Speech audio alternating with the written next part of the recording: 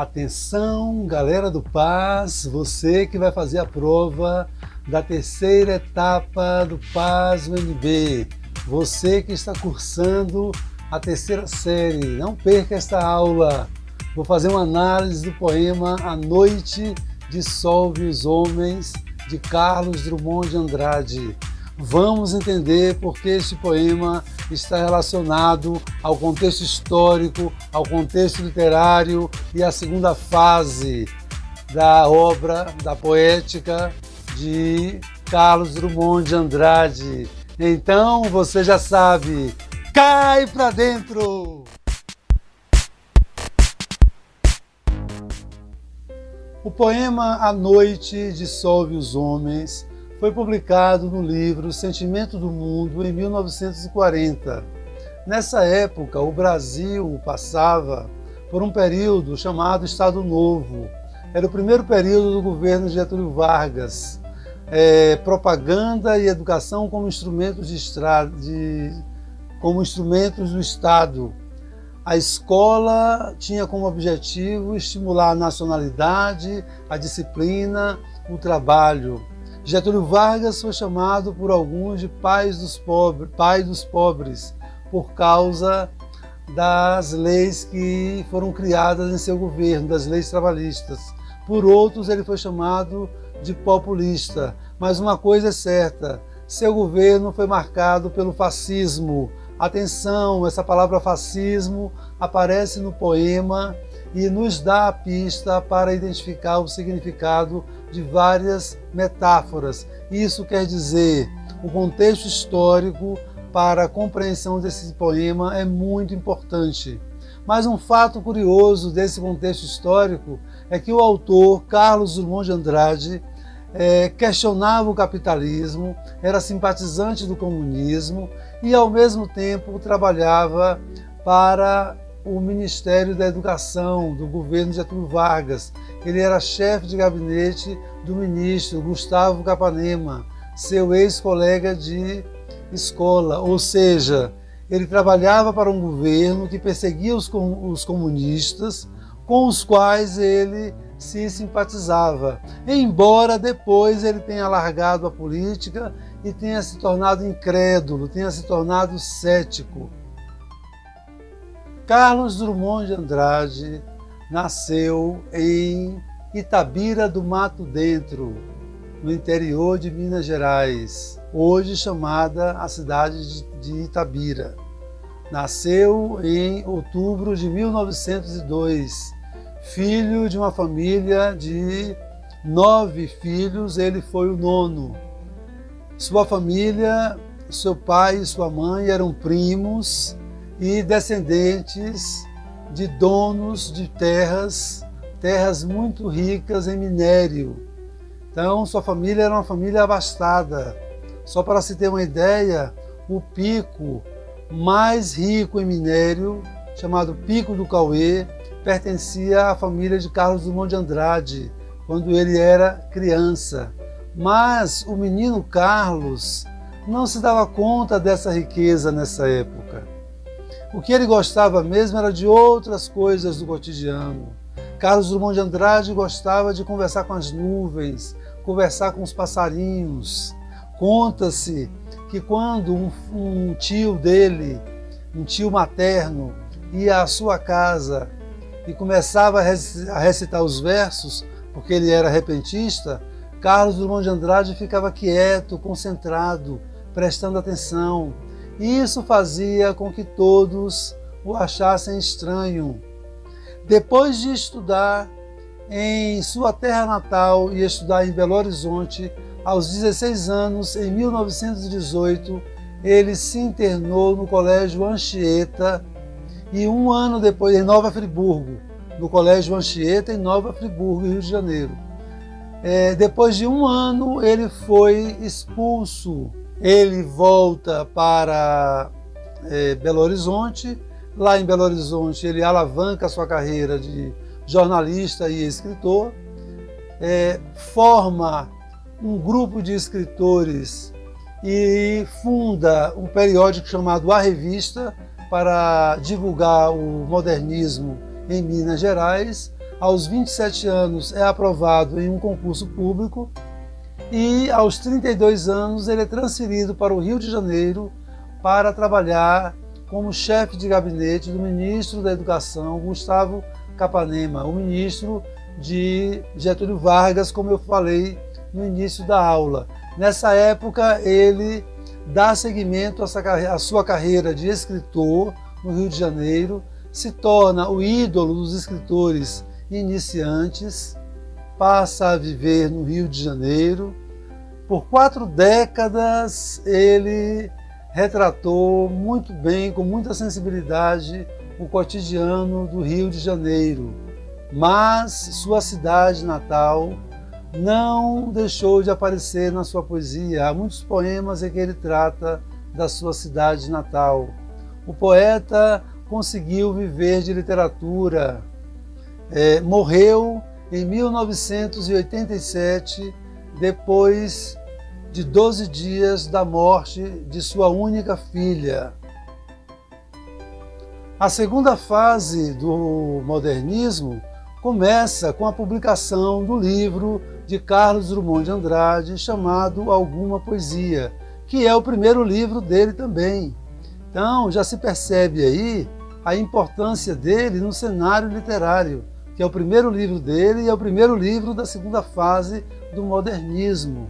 Essa fase se estende de 1930 a 1945. Carlos Drummond de Andrade, nessa obra, já apresenta características como versos brancos, aproximação com a prosa, temas do cotidiano, falta de metrificação, falta de rima. A segunda fase do modernismo na poesia, que é o que nos interessa nesta aula, ela é caracterizada por algumas conquistas da primeira fase do modernismo. Os versos brancos, sem rima, aproximação com a prosa, linguagem simples, coloquial, mas eles já rejeitam o poema piada. Então eles mantêm essas características da primeira fase do modernismo e surgem aí temáticas novas, uma temática social que vai predominar, uma temática mística, religiosa, que vai aparecer na segunda fase do modernismo na poesia. A obra de Carlos Drummond de Andrade, como já sabemos, já começa modernista, com as características do modernismo. É comum que se divida a sua obra em 4 fases. A primeira fase vai de 1930 a 1940. Nessa fase, a gente tem aí o eu lírico, maior que o mundo. Por quê? Porque o eu lírico está voltado para si mesmo. O eu lírico acredita que tem que expressar seus estados de ânimos, tem que expressar sua angústia, seu desencanto com o mundo. É uma fase de reflexão existencial. Então o eu lírico que é o protagonista é a fase Goethe. Na segunda fase é o eu menor que o mundo. Por quê? O poeta acredita que já fez as pazes com o mundo. Então o mundo passa a ser o protagonista da sua poesia. Nós vamos ter aí uma poesia engajada, voltada para as questões sociais. Essa fase tem início com a publicação do livro Sentimento do Mundo, o livro onde está o poema A Noite de Sol e os Homens. Então, o contexto histórico é importante para entender esse poema. Essa fase do modernismo, essa fase da poesia de Carlos Drummond de Andrade é importante também. A terceira fase é caracterizada por temas universais, temas de caráter existencial, mas universais, quase impessoais. Além disso, é também chamada de fase nominal, porque há a criação de neologismos, a ruptura sintática, procedimentos que aproximam a poesia de Drummond ao concretismo, embora ele nunca tenha aceitado essa relação da poesia dele com o concretismo. A quarta fase Essa terceira fase começa em 1950. A quarta fase compreende a produção dele entre 1970 e 1980.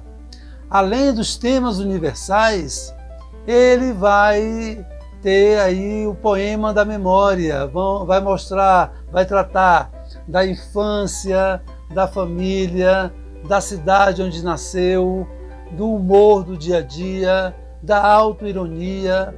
Além disso, ele vai praticar a metalinguagem, o metapoema, vai homenagear colegas escritores como Mário de Andrade, Mário Quintana,